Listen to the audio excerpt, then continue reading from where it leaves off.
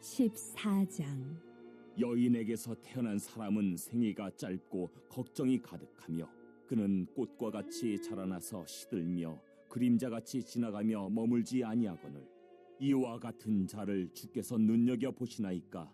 나를 주 앞으로 이끌어서 재판하시나이까? 누가 깨끗한 것을 더러운 것 가운데서 낼 수 있으리이까? 하나도 없나이다. 그의 날을 정하셨고 그의 달수도 주께 있으므로 그의 규례를 정하여 넘어가지 못하게 하셨사온즉 그에게서 눈을 돌이켜 그가 품꾼같이 그의 날을 마칠 때까지 그를 홀로 있게 하옵소서. 나무는 희망이 있나니 찍힐지라도 다시 움이 나서 연한 가지가 끊이지 아니하며 그 뿌리가 땅에서 늙고 줄기가 흙에서 죽을지라도 물기운에 움이 돋고 가지가 뻗어서 새로 심은 것과 같거니와 장정이라도 죽으면 소멸되나니 인생이 숨을 거두면 그가 어디 있느냐? 물이 바다에서 줄어들고 강물이 잦아서 마름같이 사람이 누우면 다시 일어나지 못하고 하늘이 없어지기까지 눈을 뜨지 못하며 잠을 깨지 못하느니라. 주는 나를 스올에 감추시며 주의 진노를 돌이키실 때까지 나를 숨기시고 나를 위하여 규례를 정하시고 나를 기억하옵소서. 장정이라도 죽으면 어찌 다시 살리이까? 나는 나의 모든 고난의 날 동안을 참으면서 풀려나기를 기다리겠나이다. 주께서는 나를 부르시겠고 나는 대답하겠나이다. 주께서는 주의 손으로 지으신 것을 기다리시겠나이다. 그러하온데 이제 주께서 나의 걸음을 세시오니 나의 죄를 감찰하지 아니하시나이까? 주는 내 허물을 주머니에 봉하시고 내 죄악을 싸매시나이다.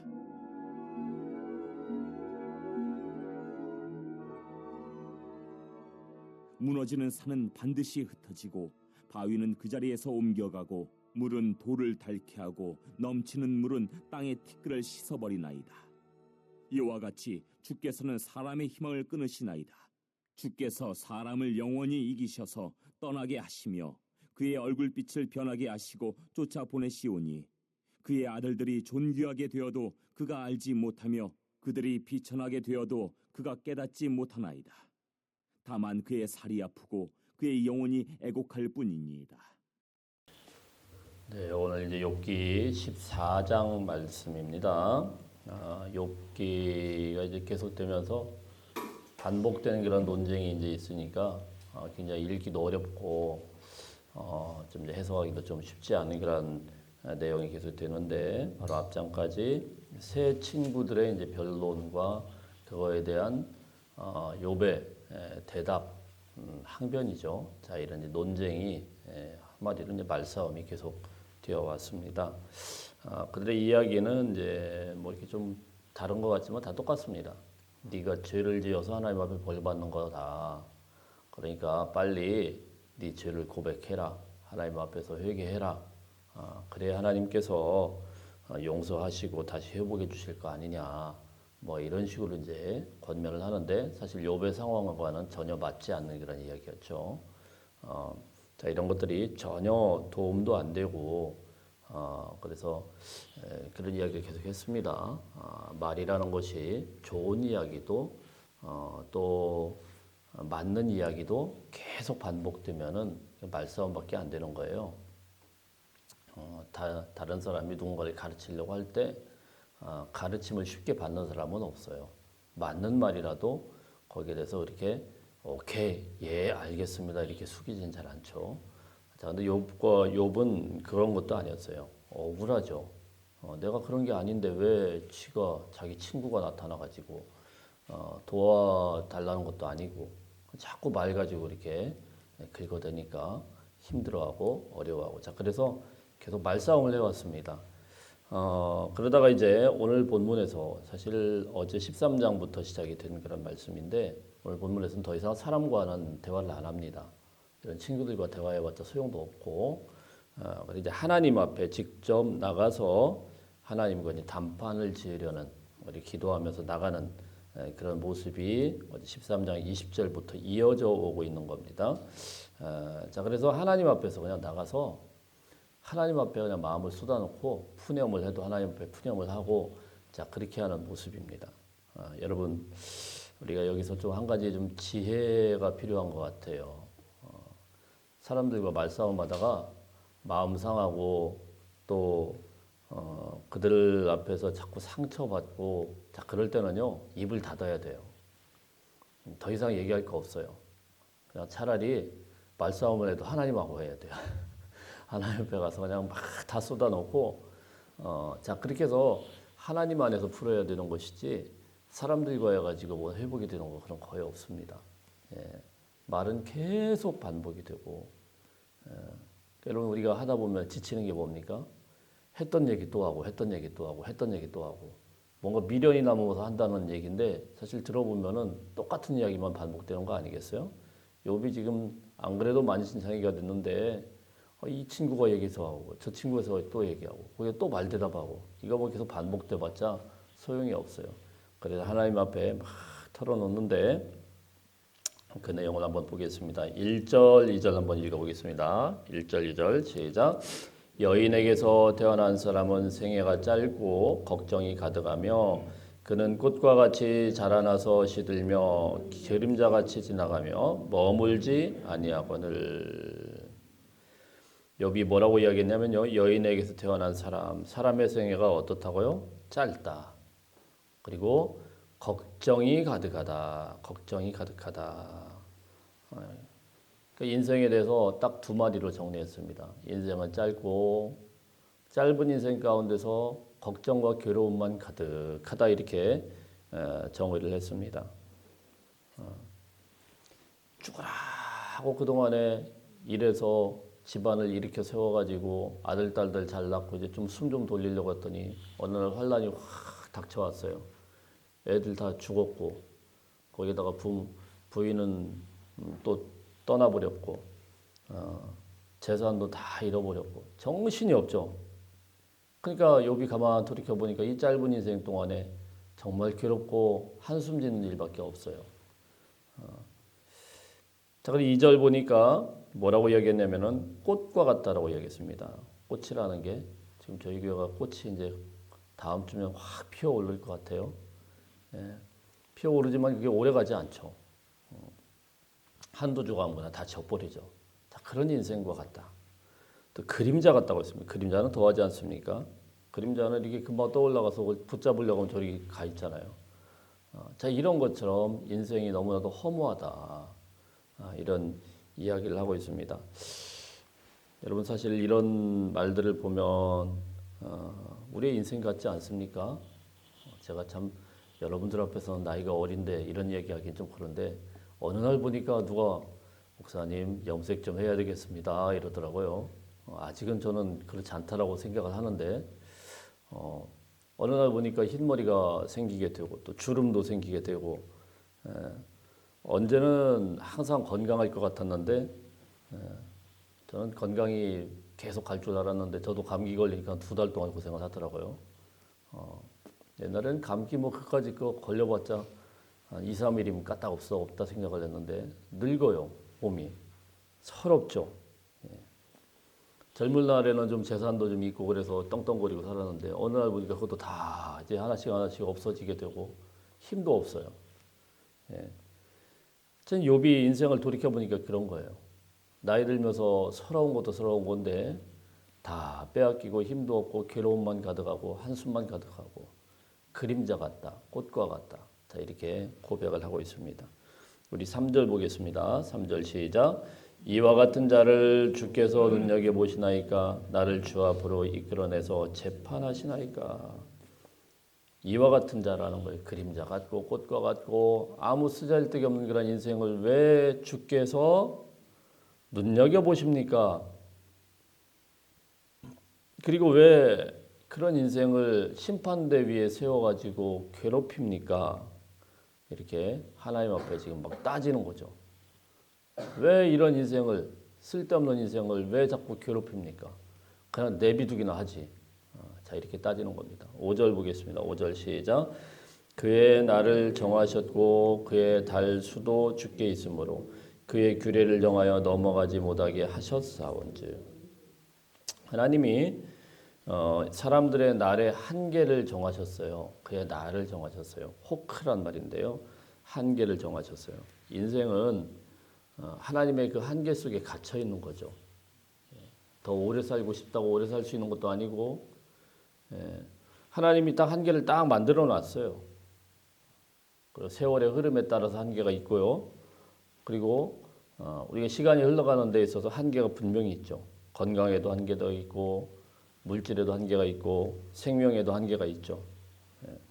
6절 읽어봅니다. 6절 시작.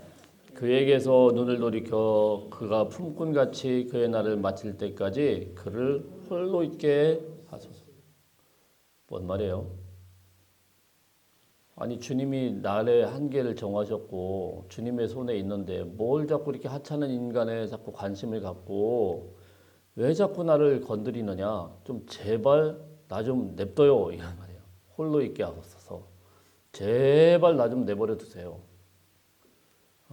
남은 인생이라도 조금이라도 좀 쉽시다.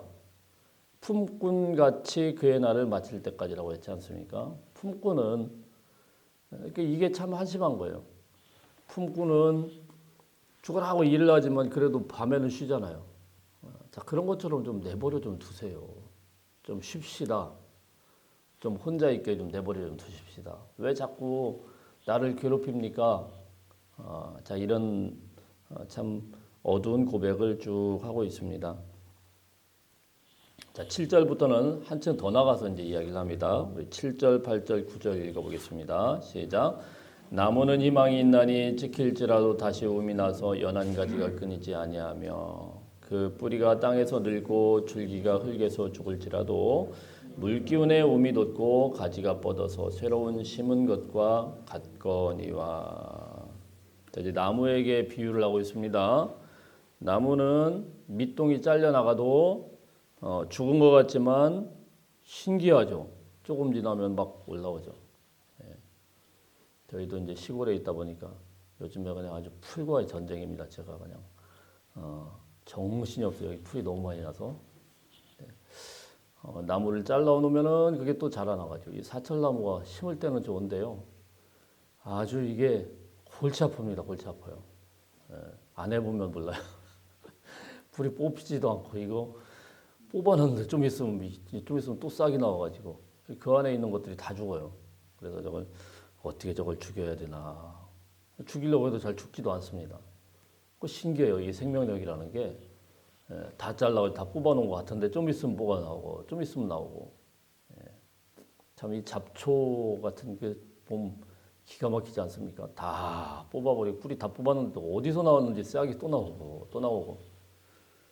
신기하죠. 인생의 죽음을 여기에다 비교를 한 겁니다. 나무는 잘라도 또 싹이 나오고 풀은 뽑아도 또 나오고. 근데 사람은 어떻습니까? 사람은요. 10절 보겠습니다. 10절 시작. 장정이라도 죽으면 소멸되나니 인생이 숨을 거두면 그가 어디 있느냐. 이거는 이제 욥기 시대의 그 사고라고 생각합니다. 지금은 우리는 알죠. 우리는 부활의 소망이 있기 때문에 사람이 죽으면 하나님 앞에서 다시 부활하셔서 예수님 품에 우리가 가게 되는데 욥기가 쓰여질 이때만 하더라도 그런 거에 대해서 확실한 계시가 없었어요. 그러니까 인생이라는 게 죽으면 그냥 다 소멸되지 않느냐. 풀만 또 못하다. 나무만 또 못하다. 이런 생각이 드는 거죠. 나무는 다 잘라도 어디서 났는지 모르게 그냥 다시 움이 트고 그러는데 사람은 아무리 장정이라도 끝나면 끝난 거죠. 소멸되고 살 수도 없는 그런 인생. 참 허무하다라는 겁니다. 아무리 힘센 장정이라도 아무리 대단한 그런 재벌이라도 숨이 딱 끊어지는 순간 다 끝장나는 거다. 자, 우리 11절 12절 읽어볼까요? 11절 12절 시작.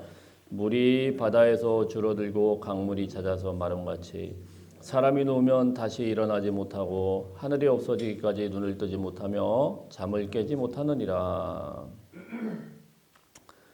그러니까 강바닥에서 물이 다 마른 것처럼 사람이 누우면 다시 눈 뜨지 못하고 잠을 깨지 못한다.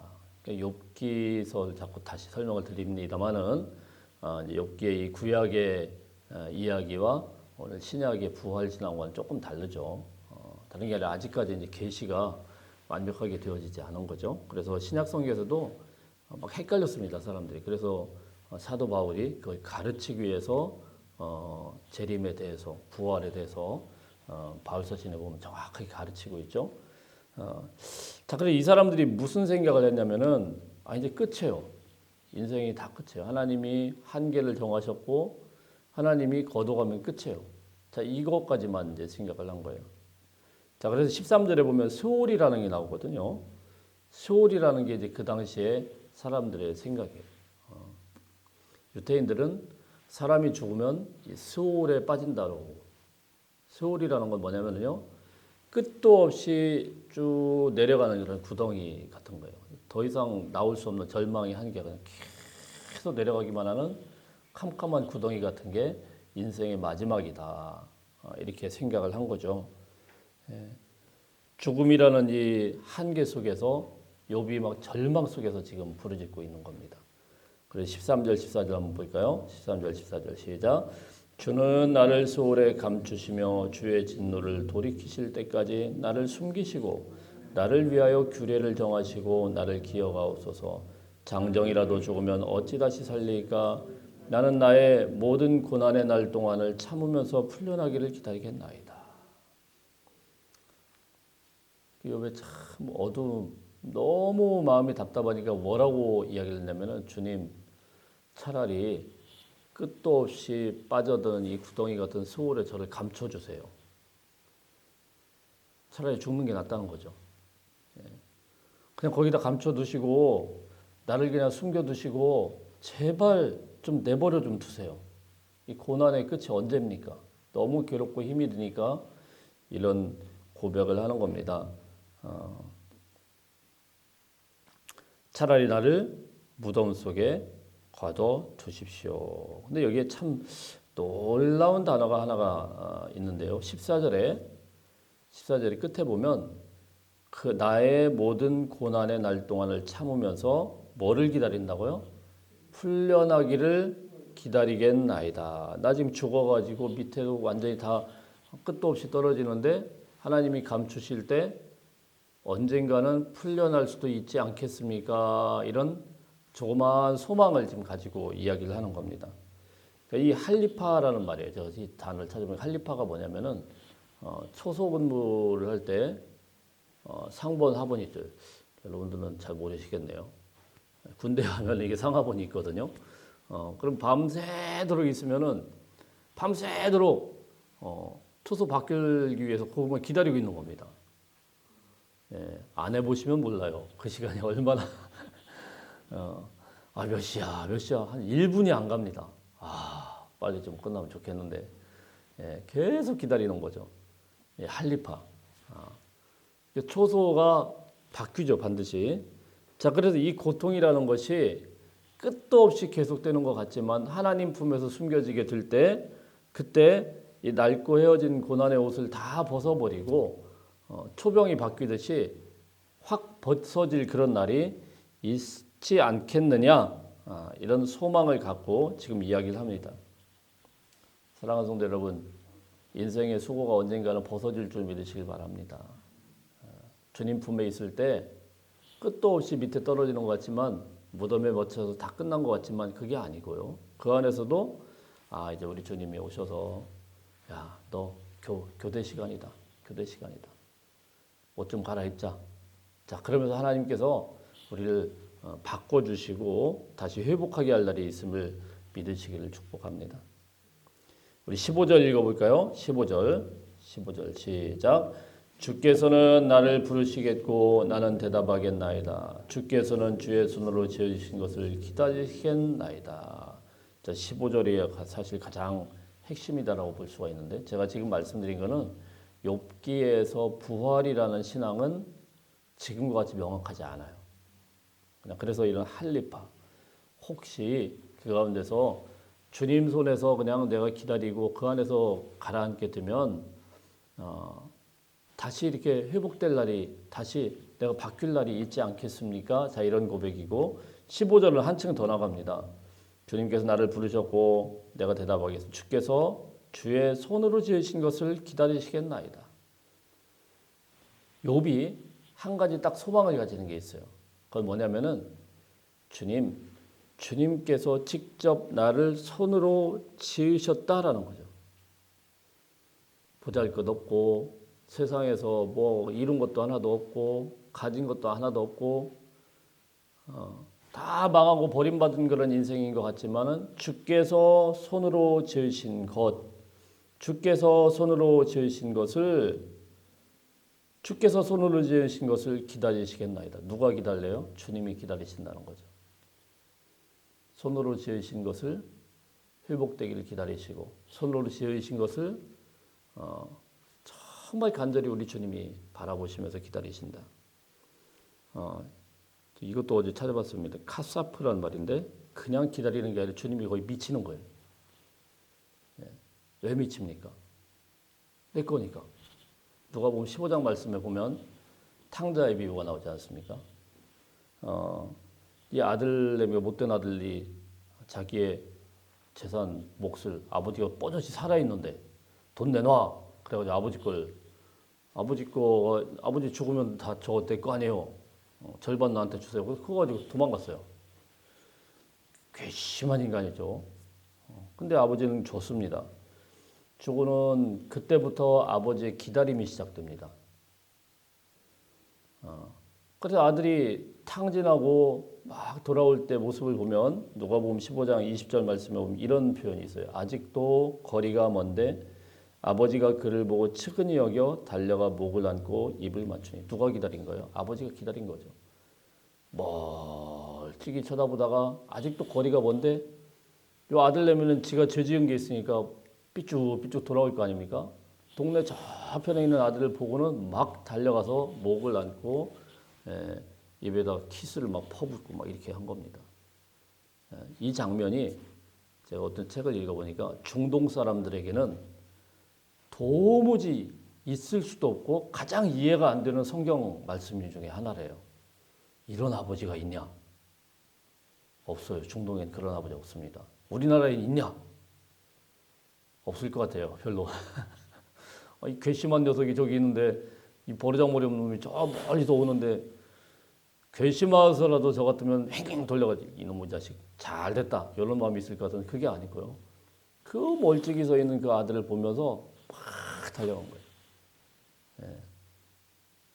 거지가 돼가지고 완전히 다 폐가 완전히 다 이제 끝장난 그런 인생을 가서 그냥 부둥켜 안고 내 아들. 그게 바로 카사프란 말이죠. 카사프. 너무 학수고대하면서 바라보는 거. 그래서 하나님께서 우리 인생을 돌아보시는데 그냥 보고 싶은 정도가 아니고 너무너무 간절해서 완전히 망가져서 다 폐기처분될 수밖에 없는 그런 상태로 완전히 다 부서진 욥의 인생이 그렇고 탕자의 인생이 그런 거 아니겠습니까? 우리의 인생은 어떻습니까? 늙어가지고 이제 폐기처분 되는 그런 날짜 계산만 할 수밖에 없는 참 불쌍한 인생들. 그런데 우리 주님은 하나님이 우리를 기다리신다는 거예요. 할렐루야. 하나님이 정말 기다리신다는 거예요. 왜요? 왜 그렇습니까? 주께서 손으로 지으신 것을 주님의 손으로 우리를 빚으셨어요. 우리 장부 하나하나까지 하나님의 손으로 닿지 않은 곳이 없어요. 머리카락까지 세신 바가 되신다고 하셨어요. 다 하셔요. 주님이 너무너무 세밀하게 만든 그런 걸작품인데 그 걸작품이 망가지고 폐기처분되는 것을 그냥 볼 수가 없어요. 그래서 멀찍이서 기다리고 계신 거예요. 여러분 세상은 여러분들을 쓸모없다고 버린다고 하더라도 주님은 당신이 직접 만드신 그 걸작품인 여러분을 참아 버리지 못하고 지금도 그리워하고 계신 것을 믿으시길 바랍니다. 그래서 욥의 마음속에 그런 믿음이 생기는 거예요. 심장에 파고드는 하나님 저를 이렇게 괴롭히는 거 진심 아니죠. 사실은 하나님은 저를 너무너무 이 카사프 그죠? 그리워하시잖아요. 하나님이 저를 만드신 거 아닙니까? 하나님의 작품 아닙니까? 이 작품이 그대로 망가지는 거 하나님 그냥 두고 보고 계시지 않잖아요. 자 이렇게 욥이 질문하죠. 여기까지는 참 은혜스럽습니다. 욥의 신앙은 뒤에 우리 18절부터 오늘 또 무너집니다. 18절 19절만 한번 읽어보겠습니다. 18절 19절 시작. 무너지는 산은 반드시 흩어지고 바위는 그 자리에서 옮겨가고 물은 돌을 닳게 하고 넘치는 물은 땅의 티끌을 씻어버리나이다. 이와 같이 주께서는 사람의 희망을 끊으시나이다. 그러니까 예수님을 좀 일찍 이때 좀 만났으면 좋았는데 그런 게 없다 보니까 그나마도 그렇게 소망의 끈을 갖고 있는 게 주님 저 만들지 않았어요. 주님은 저 버릴 분이 아닌데요. 주님 저 기다리잖아요. 폐기 처분도 내버려 두겠습니까? 이렇게 하면서도 또 헷갈리는 거죠. 그러니까 여러분 오늘 우리 이 예수님의 이런 말씀들이 얼마나 우리에게 소망이 되는지 욥기 말씀을 통해서 다시 한번 소망의 끈을 붙들 수 있길 바랍니다. 우리 주님이 그러시잖아요. 사람이 죽으면 어떻게 삽니까? 물어보니까 우리 주님이 나는 부활이요 생명이요. 나를 믿는 자는 죽어도 살겠고 무릇 살아서 나를 믿는 자는 영원히 죽지 아니하리라. 하나님께서 우리를 너무너무 아끼고 사랑하시고 그리워하셔서 하나뿐인 아들을 참혹한 십자가에 내어주기까지 우리를 열망하시고 기다리시는 그 하나님. 이제 여러분의 절망과 탄식을 주님 앞에 다 쏟아놓을 수 있기를 바랍니다. 그래서 주님께만 소망이 있는 거예요. 우리 주님 앞에만 다 쏟아놓으시고 부활의 참 소망이 되신 우리 주님 바라보시고 오늘도 이겨낼 수 있는 저와 여러분들 다 되시기를 축복합니다.